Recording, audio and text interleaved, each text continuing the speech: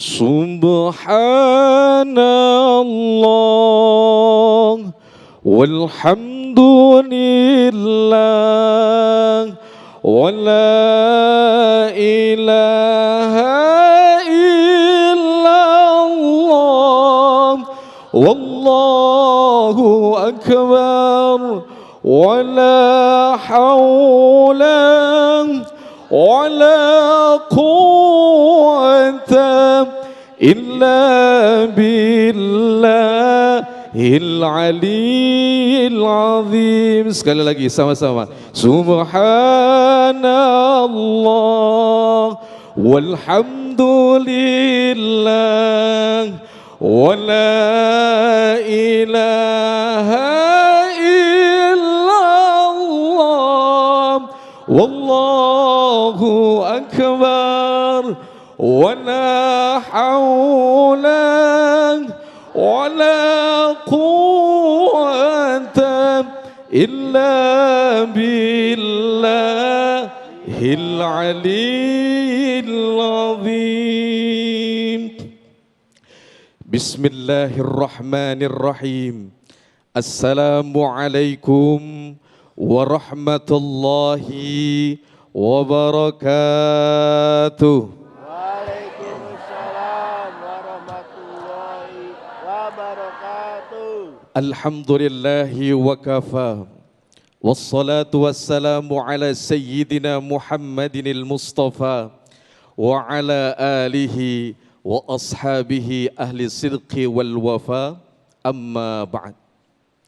Yang sama-sama kami hormati dan kami muliakan guru kita bersama Kiai Haji Abdul Wahab, mata'anallah bituli hayati. Kita doakan mudah-mudahan Allah berkahi kehidupannya, amin ya rabbal alamin.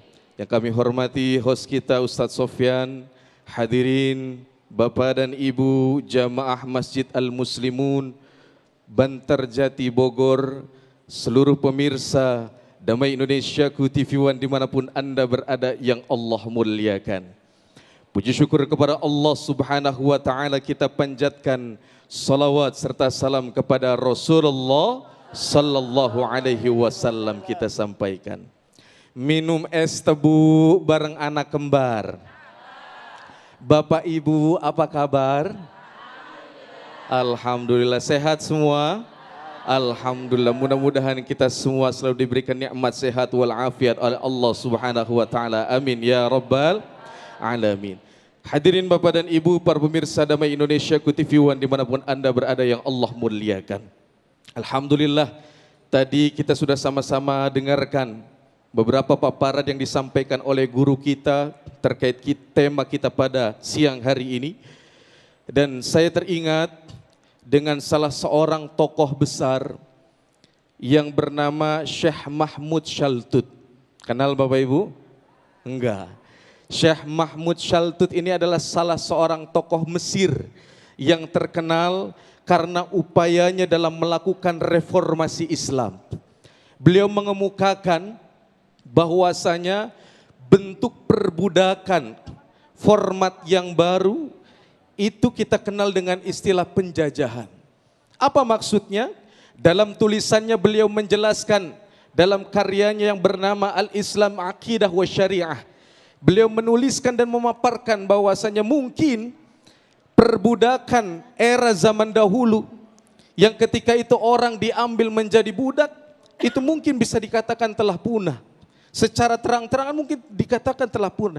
Tapi sebenarnya posisi format perbudakan pada era zaman dahulu itu digantikan dengan format baru, perbudakan dengan di era zaman sekarang yang dampaknya itu ternyata lebih bahaya dari sisi kemanusiaan. Na'udzubillah.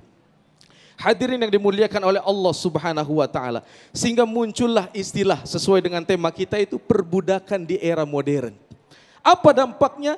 Di mana banyak orang-orang yang merasa terzalimi, hak-hak asasinya merasa dia terampas, dia tidak bisa melakukan sesuai dengan kehendaknya, dieksploitasi, dimanfaatkan untuk kepentingan tertentu. Sehingga ini merupakan tindak kezaliman yang luar biasa. Muncullah perbuatan-perbuatan kriminal, adanya ancaman, adanya penyiksaan, adanya pemaksaan sehingga melahirkan perbuatan tindak kezaliman yang lainnya. Human trafficking, perdagangan manusia. Kemudian bagaimana ada terjadinya pemaksaan, paksa kerja. Ya Bapak Ibu ya. Terjadinya kerja paksa, di mana orang yang mungkin bukan kehendaknya dia diminta untuk bekerja. Bahkan ada nikah paksa. Masya Allah. Ini semua perbuatan yang sangat kezaliman, yang sangat luar biasa. Misalkan nikah paksa, kenapa? Karena terlilit hutang misalkan Bapak Ibu. Ini bisa dimanfaatkan oleh mereka yang memiliki kekayaan, kemampuan, kekuasaan gitu ya. Sehingga karena dia tidak mampu membayar hutang, akhirnya apa? Diminta, dipaksakan untuk menikah. Ini merupakan sebuah contoh tindak kezaliman. Makanya Bapak Ibu yang dimuliakan oleh Allah, para pemirsa dimanapun Anda berada yang Allah muliakan, kita harus menyesuaikan dan cerdas serta bijak dalam mengukur kemampuan kita, terutama dalam mengelola keuangan. Karena terkadang kita terjebak dengan budaya konsumtif, betul Bapak Ibu ya? Sehingga kita tidak mau ketinggalan tren, kita membeli suatu barang di luar batas daripada kebutuhan dan kemampuan kita. Apalagi sekarang ini musimnya musim online, semua diborong, betul Bu? Krim semua dibeli, krim pagi, krim siang, krim malam, krim tahajud, krim duha, waduh. Duhanya ada, krimnya ada duha, tapi sholat duhanya mah enggak. Nah ini dia. Ini kalau faktornya kayak gini, yang ada jangan salahkan banyak suami yang setruk gitu ya Bu ya. Gimana enggak setruk, lihat rumah paket numpuk. Sehingga saya bocorkan Bapak Ibu kenapa banyak laki-laki atau suami yang stroke. Ternyata menurut survei jawabannya cuma 2 Bu. Apa itu? Karena terjadinya ketidakseimbangan antara stroke pendapatan dengan stroke pembelanjaan. Ya Bu, ini makanya kenapa banyak suami yang stres gitu ya, karena nggak sesuai dengan kemampuan. Untuk itulah Bapak Ibu yang dimuliakan oleh Allah Subhanahu wa taala, maka Islam datang hadir untuk memerangi kezaliman. Termasuk di antaranya adalah perbudakan ini.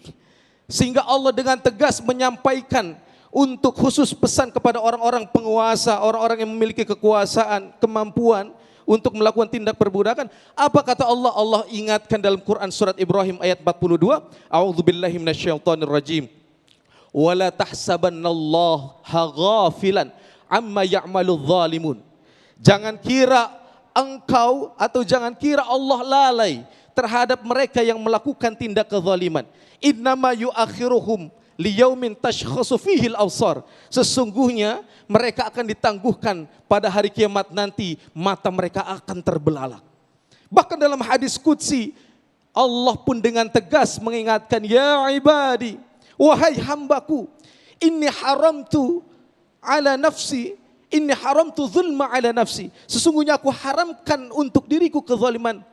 Maka dari itulah Allah memerintahkan, faja'altuhu bainakum muharrama, janganlah engkau bertindak zalim, fala tadzalamu, dan janganlah di antara kalian melakukan kezaliman, maka aku pun haramkan kezaliman untuk engkau lakukan. Hadirin Bapak dan Ibu jamaah yang dimuliakan oleh Allah Subhanahu wa taala. Untuk itu dari hal ini betul-betul kita sama-sama fahami bagaimana fenomena-fenomena yang terjadi. Dan ingat, ketika seorang budak itu dimuliakan kehidupannya oleh Allah, ada salah seorang sahabat, ya Bu, yang bernama Bilal bin Rabah. Bilal bin Rabah ini dari budak Bu, tapi diangkat, dimerdekakan, dimuliakan oleh Allah. Beliau menjadi sahabat Rasulullah yang ketika itu mengumandangkan azan. Yang luar biasa, Masya Allah, ini dipercaya sangat luar biasa di sahabat Rasulullah SAW. Tapi berprinsipnya adalah ini merupakan hal yang harus betul-betul kita sama-sama bentengi, kita perangi bersama perbuatan atau tindak perbudakan ini. Karena apa? Karena ini merupakan tindak atau perbuatan yang merupakan termasuk daripada sifatnya adalah perbuatan yang zalim. Hadirin Bapak dan Ibu jamaah yang dimuliakan oleh Allah, para pemirsa Damai Indonesia TV One dimanapun Anda berada yang Allah muliakan. Untuk itu Nabi SAW selalu betul-betul memperhatikan terhadap hak-hak bagaimana orang itu melakukan atau bagaimana para pekerja itu mengerjakan tugasnya, dan Nabi ini menumbuhkan sifat kepeduliannya untuk apa? Untuk bisa memenuhi hak-haknya dengan baik. Sehingga Nabi betul-betul menekankan Bapak Ibu. Apa yang Nabi tekankan bagi mereka yang memberikan pekerjaan? Yang pertama, Nabi SAW menekankan dan memberikan penekanan, berpesan kepada orang-orang yang memberikan pekerjaan, ketika memberikan pekerjaan itu janganlah ada unsur atau lakukanlah dengan unsur transparansi. Sampaikanlah nilai upah yang diberikan itu seperti apa. Ya Bu ya, jangan kita istilah kucing dalam karung. Ya Bu ya, misalkan ibu belanja online gitu kan, kemudian mesen warnanya merah, yang datang hijau polkadot misalkan. Ya, nah artinya apa? Ketika kita mau bekerja, agar terjadinya antar keduanya saling ridho, maka harus ada transparansi. Idza sta'jarta fa'alimhu ajrah. Ketika engkau mempekerjakan seseorang, maka sampaikanlah bagaimana upah yang ia peroleh. Wallahu a'lam bishawab. Insyaallah kita lanjutkan pada segmen berikutnya. Baik, terima kasih Ustadz Fauzan yang telah menyampaikan sangat luar biasa sekali apa yang terjadi saat ini.